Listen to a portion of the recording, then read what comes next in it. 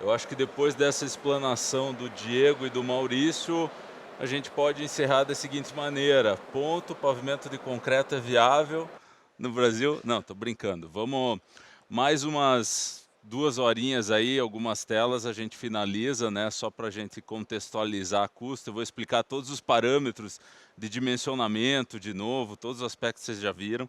Claro que não, né, vamos fazer uma coisa bem objetiva. Então, como eles colocaram, eu acho que o ponto principal, né, a gente sempre avaliar o contexto de custo, né, qual que é o investimento que a gente quer fazer, qual que é o tipo de obra que vai ser feito, e a partir disso a gente definir o projeto que vai ser trabalhado. Então não pensar só em custo de construção, mas pensar também na manutenção no longo prazo e no que a gente quer fazer. E obviamente que a gente vive um contexto, né, um cenário atual no Brasil muito favorável às soluções cimentícias, né, em função do aumento do valor do CAP nos últimos anos e do preço mantido do cimento nessa última década, basicamente, né. Esse número aqui, se a gente for olhar na prática, ele é muito maior do que o número oficial, né, da Agência Nacional de Petróleo, e isso dá para ver claramente, por exemplo, nesse estudo aqui feito pela CNT, preço do asfalto e problemas na qualidade, fiscalização impactam as rodovias. Entre setembro de 2017 e fevereiro de 2019, o preço do asfalto teve aumento de 108%. Então, em um ano, foi mais de 100%, obviamente que aqueles 78% do oficial não reflete a realidade. E certamente que a gente não quer continuar com esse tipo de imagem aqui no Brasil, né? A gente não quer continuar fazendo as vias dessa forma, quer que a gente tenha soluções mais duráveis, mais adequadas, que com essas condições que a gente tem de custo hoje, a nossa curva mudou, como eles já abordaram bastante nessa análise de viabilidade, nós estamos muito mais competitivos, inclusive em custo inicial, quando a gente fala de pavimento de concreto. Certamente que a gente procura situações parecidas com essa, né, e não com aquelas de pavimento asfáltico que a gente mostrou ali, onde há efetiva uma transformação urbana e o concreto utilizado como um meio para realizar essa transformação. Vou mostrar 2 estudos aqui, a maioria das pessoas estavam aqui ontem, mas eu coloquei só o resumo, vou abrir um pouquinho mais essa estrutura de custos, de uma forma bem rápida também. Um primeiro estudo a gente fez para o estado do Paraná, onde a gente se baseou num estudo feito pelo Maurício, no Chile, uma via urbana, e pelo estudo feito pela CRG, que estão aqui presentes o Roberto e o Vitor, que elaboraram esse estudo. E a gente disso gerou um comparativo de custo para o Paraná Cidade. Esse comparativo foi feito em cima da solução adotada por eles de pavimento asfáltico, que foi dimensionada de acordo com o método do Murilo Lopes de Souza, que é o método mais utilizado no Brasil por dimensionamento asfáltico, e a solução que eles tinham lá no Paraná Cidade era essa aqui: 20 centímetros de 4A, 15 centímetros de brita graduada simples, 5 centímetros de asfalto. E partindo dessa solução, nós chegamos com os estudos feitos a uma solução em concreto, com base cimentada de 15 centímetros, 13 centímetros de concreto, que em custo inicial, base Sinap, caixa, 34% mais barato do que a solução em pavimento asfáltico. Essa composição de custo aqui foi feita com base no Sinap também, e alguns poucos itens utilizaram a Prefeitura de Curitiba, que não existia referência atualizada no Sinap, então a gente usou as composições da Prefeitura de Curitiba. Quando colocamos manutenção, né, para um prazo de 20 anos, incluindo a manutenção, uma manutenção convencional no pavimento asfáltico, e no pavimento de concreto o número está pequeno, mas se vocês perceberem aqui, ó, demolição e reconstrução de 10 a 15% das placas. Então fomos bem exagerados na manutenção no pavimento de concreto para realmente ter uma realidade, até por não ter experiência no Brasil. E mesmo assim, chegamos em números aí no longo prazo de 71% de redução de custo. E um segundo estudo, que eu acho que é o mais efetivo, aí, que eu vou detalhar um pouquinho mais, que é mais recente, feito para a Prefeitura de Lages, também uma demanda que nos surgiu, que contratamos o pessoal da CRG para desenvolver esse estudo. E a ideia era a seguinte: eles tinham um pacote de 11 ruas, onde já existia um projeto em pavimento asfáltico, e a ideia era, esse projeto é viável fazendo uma solução em concreto, ou como que vai ficar essa comparação de custo em relação a isso. Como vocês podem ver, são ruas pequenas, né, trechos pequenos de via, maior essa aqui, a Protásio Campos, de 1.080 metros, e que efetivamente tem tráfegos muito variados. Então, se você pegar, a gente pegou lá, avaliou, né, o que foi combinado com o projetista, aí, o que a gente conversou era, vamos avaliar as situações que existem e ver se vale a pena fazer projetos diferenciados ou adotar uma solução única para todas essas vias, até em função de poder haver variabilidade de tráfego ao longo do tempo, né? Porque uma coisa é a pista não está pavimentada, outra coisa é você pavimenta uma pista em determinado bairro e o tráfego acaba sendo direcionado todo para aquela pista. Então a gente avaliou isso muito bem. Então você tinha a rua Marcílio Dias, que tinha um tráfego de 1,5 vezes 10 a quinta, né? Quase parecido com aquele que o Diego colocou, né? De 3,8 vezes 10 a oitava, né? Então nós estamos comparando 38 milhões de repetições, né, Diego? Com 150 mil, então bem parecido, né? A repetição do eixo padrão. E isso tinha algumas variações. Então a rua Albertino Rodrigues, a rua João Ribas com tráfego de 2 vezes 10 a quinta, a rua Adolfo Freyang e a rua Vera Cruz com 3 vezes 10 a quinta, rua José Tomás, Lauro Muniz e Pedro José Silveira, 5 vezes 10 a quinta, e mais 3 ruas com tráfego de 6 vezes 10 a quinta. Então, como vocês podem perceber, é um tráfego muito baixo em relação àquilo que a gente já viu nas outras apresentações.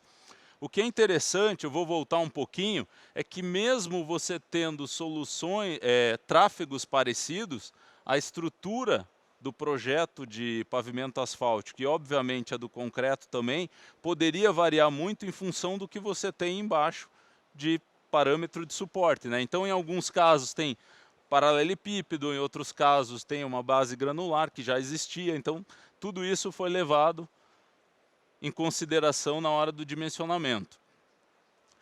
Foi elaborado um dimensionamento pelo método da ASTO, né, que considerou, já foi amplamente discutido aí nas duas apresentações anteriores, então não vou entrar no mérito, mas sim só colocar os parâmetros considerados, que eu acho importante para como chegou nos números e no dimensionamento que a gente vai ver para frente. Então, quanto à servicibilidade, o índice de servicibilidade inicial correspondente a uma boa técnica de execução, 4,8, a correspondente a pavimentos urbanos, 1,5, e a perda de servicibilidade prevista em projeto de 3,3. Isso está dentro daqueles parâmetros que o Diego e o Maurício colocaram agora há pouco, em relação ao quanto eu estou sendo confiável na minha solução e no quanto esse pavimento vai servir e vai trabalhar de acordo com o que eu estou dimensionando ao longo do tempo. O tráfego, então, para que a gente tivesse uma solução única para todas as vias, obviamente a gente foi no tráfego mais elevado, né? Então a análise foi feita em cima do tráfego mais elevado. Transferência de carga por entrosagem de agregados, então partindo muito para o que o Maurício apresentou, né, de tirar as barras de transferência, como eu tenho uma carga menor, e eu poderia, né, trabalhar com uma transferência de carga só pela intrusão de agregados, e o valor de coeficiente de transferência, o J, de 3,2. Propriedades do concreto: resistência característica de ruptura, tração na flexão 4,5 MPa aos 28 dias, que é o mais comum para os projetos de pavimento de concreto. Módulo de elasticidade do concreto, 5 vezes 10 a sexta. Resistência do subleito, como eles bem colocaram, é o CADO sistema, né, e não só da camada ali, mas do sistema como um todo, né? E o CBR maior ou igual a 6% para o subleito. Isso tudo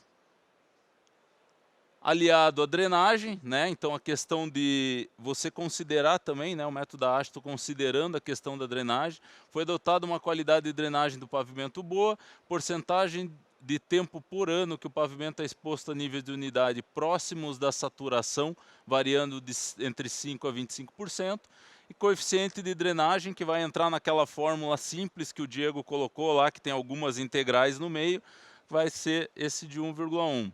Confiabilidade recomendada para pavimentos urbanos gira em torno de 50%, contudo, para este projeto, adotado um percentual de 80% de confiabilidade em função das características que a gente tinha, né, e que o projetista analisou e levou em consideração.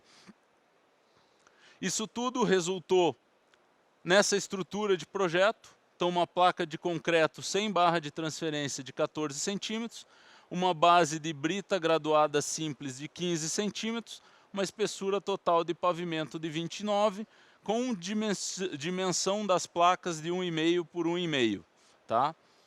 Concreto 4,5 MPa.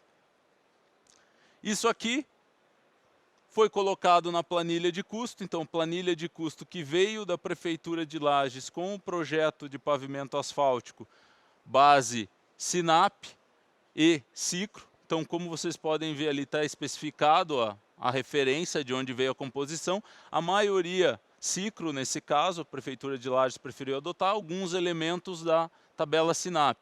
E rua a rua a gente fez o comparativo, chegando em situações lá que você tem o pavimento rígido 16% mais barato em custo inicial, 10% mais barato custo inicial. Não vou pegar no detalhe, vamos chegar na planilha final lá de resumo. Mais uma rua. Considerando que as duas soluções de pavimentação rígida e flexível nesse estudo têm uma vida útil de 10 anos, então quebrando também um pouco do paradigma, né, que o Maurício e o Diego colocaram, né, de por que a gente tem que sempre trabalhar com o projeto de pavimento rígido para 20 anos, 30 anos e vai ter estruturas muito carregadas, por que a gente não pode diminuir um pouco essa vida útil e dimensionar de acordo com a necessidade de cada projeto. Então, nesse caso, foi dimensionado para 10 anos, né? Então, adotando uma base de cálculo parecida.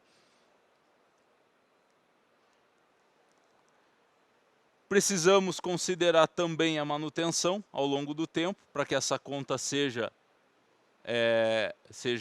plausível e a gente consiga chegar naquela curva que o Maurício mostrou, né, de não considerar simplesmente a curva de custo inicial e também não só de manutenção, mas a situação ótima, onde eu tenho manutenção mais custo inicial, e aí eu vou considerar isso ao longo do tempo.